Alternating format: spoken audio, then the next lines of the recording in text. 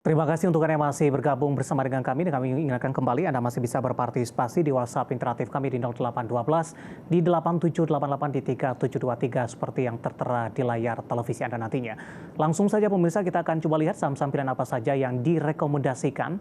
Dapat Anda saksikan juga grafis di layar televisi Anda pemirsa. Perbankan Big Cap BMRI tampaknya lebih direkomendasikan dalam hal ini buy on weakness. Tadi pun juga kita ulas dari sisi BPRI dan BPNI. Dengan support yang bisa diperhatikan untuk BMRI di 5450 hingga ke 6600, range-nya masih cukup lebar pemirsa. Kemudian dari farmasi, sektor kesehatan ada KAF lebih ke arah trading buy terkait mungkin dengan volatilitas harga yang terjadi dalam beberapa hari terakhir 12.30 hingga ke 19.35. Range-nya juga cukup lebar. Selanjutnya BRPT hari ini tertekan lebih ke akumulasi buy 1.200 hingga ke 1.800 dan terakhir ada Medco lebih ke arah trading buy, support yang bisa diperhatikan di 1.000 hingga 1.270. BMRI, KAF, BRPT dan Medco dan lagi-lagi keputusan investasi tetap ada di tangan pemirsa IDX Channel. Baik, kita lanjutkan kembali perbincangan bersama dengan Bapak Andri Sakaria Siregar. Pak Andri, 4 saham pilihan yang Anda rekomendasikan. Kita ke perbankan Big Cap, Pak. BMRI tadi sebenarnya untuk BBRI dan BBNI kita sudah ulas, Pak. Tapi untuk BMRI ini, secara teknikal pertimbangan merekomendasikan saham ini. Range-nya tadi masih cukup lebar, masih ke 6.600, sementara penutupan hari ini 5.975, lebih cenderung tertekan.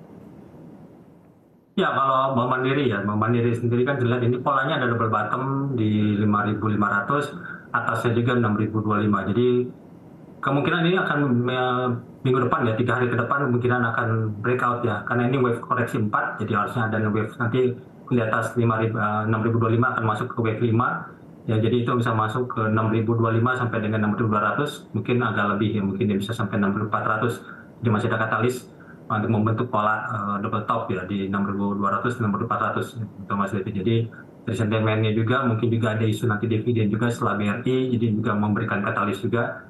Tambah asing pun juga masih tetap beli terus ya. Jadi juga termasuk yang banyak diminati oleh investor asing. Jadi saya pikir dari technical flow-nya dan juga dari sentimen dividen saya pikir akan minggu depan kemungkinan besar sih masih akan break di atas 6.25 sampai 6.200, supportnya berada di 5.850. Oke, buy on weakness di level penutupan hari ini tidak masalah, Pak Andri? Tidak masalah, mungkin ya bisa buy sekarang ya, nggak perlu buy weakness kemungkinan. Oke, baik. Kita beralih ke saham pilihan kedua dari farmasi ada KAF, Pak, lebih ke arah trading buy. Range harga support dan resistennya juga cukup lebar ini. Volatilitasnya cukup tinggi. Apakah momentum ini yang bisa dimanfaatkan oleh para investor?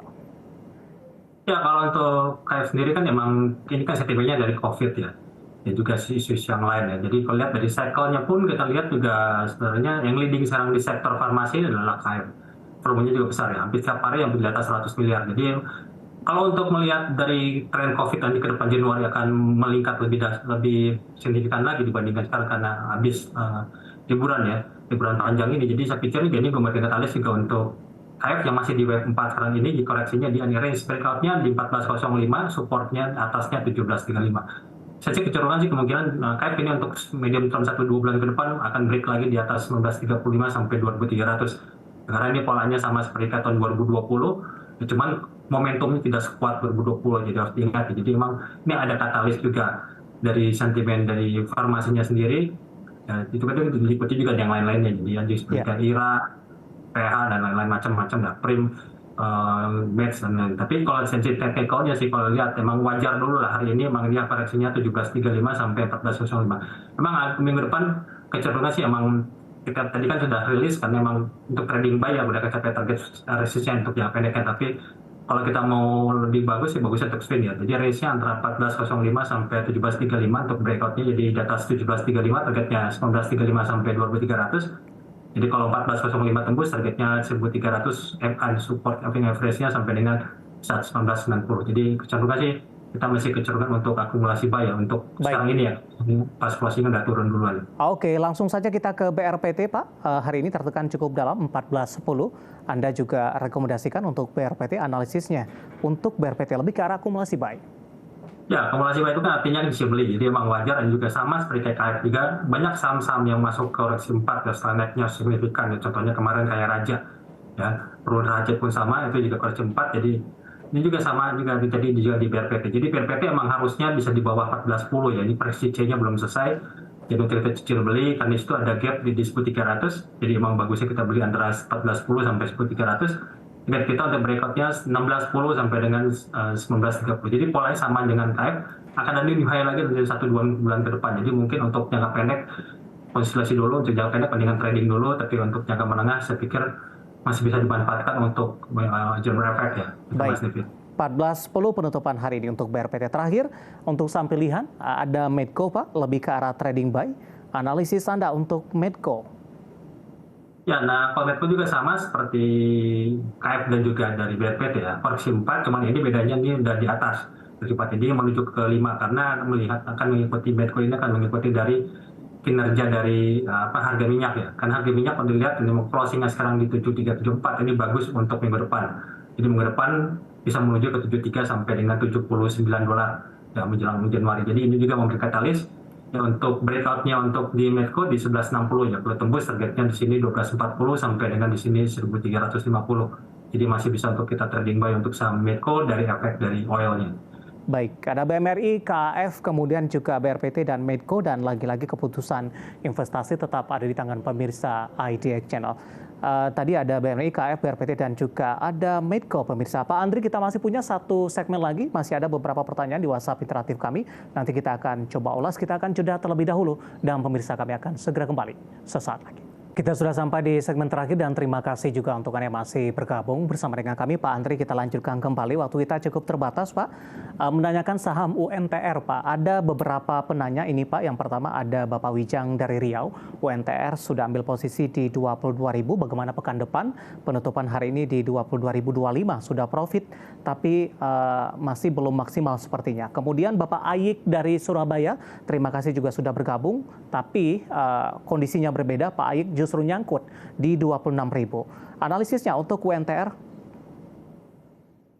Ya, kalau UNTR ya, UNTR memang ini udah bottomnya kemarin sudah dari 29.000 sampai turun sampai 21.000.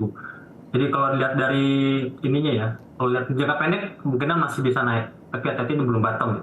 Jadi kemungkinan kalau untuk minggu depan seharusnya dari technical indikatornya sih masih bisa bullish. Ya, kemungkinan dia ada trade gap di 22.350. Kalau tembus targetnya di sini adalah MA-nya di 23.800. Ya. Jadi kalau untuk maksimal pun untuk jangka pendeknya paling-paling maksimal tidak lebih dari 25.000 itu Mas David. Jadi kalau 6.000 agak susah nanti mungkin untuk masuk ke swing-nya ya. Karena di sini dia belum bottom ya. Jadi hati-hati ini belum bottom ya, karena kemungkinan masih bisa menuju ke 20.000 sampai dengan di sini targetnya 18.500 ya untuk 1-2 bulan ke depan. Jadi kalau untuk di atas 3 bulan masih bisa lah ketemu lagi 26.000, tapi kalau untuk jangka pendek agak berat. Jadi lebih masuk tadi yang 22.350 sampai 23.500 atau maksimal 25.000 untuk kita take profit. Baik. Pendek. Bagi yang nyangkut di 26.000 harap bersabar, untuk jangka menengah masih ada potensi untuk balik ke level 26.000-an kembali. Selanjutnya Bapak Felix dari Surabaya. Kali ini menanyakan Antam, Pak, tapi baru ingin masuk ini. Direkomendasikan tidak? Kalau Antam sih kita tidak terlalu rekomend ya, lebih fokus sih kalau untuk emasnya ya, kalau melihat harga emas dengan ke MDKA-nya. Kenapa? Karena dia MDK itu ada emas dan juga ada copper yang lagi naik. Nah sementara kalau ini kan Antam itu bagus, cuman nikelnya masih downtrend, nikel belum bottom. Jadi ini karena naiknya nikel, naiknya Antam, saya pikir ya pasti bisa naik, cuma terbatas persentasenya tidak begitu bagus. Di atas 1675 targetnya di sini, mendingan buybacknya di atas 1675, targetnya di sini minimal ke 1720 sampai dengan di sini ada targetnya 1750. Jadi mendingan ini agak terbatas ya. Baik. Iya. Pak Andri, terakhir singkat saja Pak, saya ingin tahu bagaimana proyeksi Anda untuk indeks harga saham gabungan di 2024, sektor dan saham apa saja yang mungkin bisa direferensikan bagi pemirsa IDX Channel. Singkat saja Pak Andri. Ya, kalau CTA saham sih kemarin sudah melihat ya. Nah, kalau indeks kita closing 29 Desember ini di 7.200, 7.300, akhir tahun 2024 ini indeks kita di 8.000 sampai di close moderatnya di 8.000 ya. Jadi ekstrim pesimisnya di 7.500, itunya di optimisnya di 8.250. Tapi kecenderungan 8.000 itu kalau closing 82. Tetap kalau diturun di bawah itu berarti kita downgrade lagi di kemungkinan 77 sampai 8.000. Tapi kalau untuk sektor lain bisa tetap kemungkinan masih tetap banking ya. Kalau saya sih lebih fokus ke saham small cap ya, karena tahun depan kan ada Pilpres Indonesia dan juga Pilpres Amerika ya, November. Jadi sangat volatile ya tahun depan ya. Jadi kalau lihat kita masih fokusnya ke infrastruktur, masih tetap didukung oleh grup Barito, dan mungkin nanti juga dengan IPO jumbo baru nanti di 2024. Finance juga masih tetap akan mendorong indeks kita sampai ke di atas 75 sampai 78 ribuan range-nya, ya otomatis ya big pair-nya. Dan juga kalau lihat kemungkinan akan performance-nya didukung oleh juga teknologi dari saham-saham Goto dan lain-lain, dan juga bank digital ya. Jadi infrastruktur, basic material, itu juga mungkin ya kayak BRPT, TPIA juga akan rebound, NKP juga sama ya, karena belum lagi bagus. Jadi yang pertama ada finance, terutama bank digital, teknologi, energi, basic industry, sama basic material, dan juga sama infrastruktur. 5 sektor aja. Oke, Pak Andri, terima kasih sudah bergabung bersama dengan kami. Waktu kita cukup terbatas dan semua kita bahas bisa menjadi referensi bagi pemirsa IDX Channel. Sehat selalu Pak Andri, dan kami ucapkan selamat tahun baru. Ini kita akan berjumpa untuk 1 tahun ke depan lagi, Pak Andri. Ya, sama-sama. Baik, terima kasih. Ada Bapak Andri Zakaria Siregar yang merupakan founder grup CTS Saham. Akhirnya, saya David San Oval dan seluruh rekan kerja yang bertugas mengucapkan terima kasih dan sampai berjumpa kembali.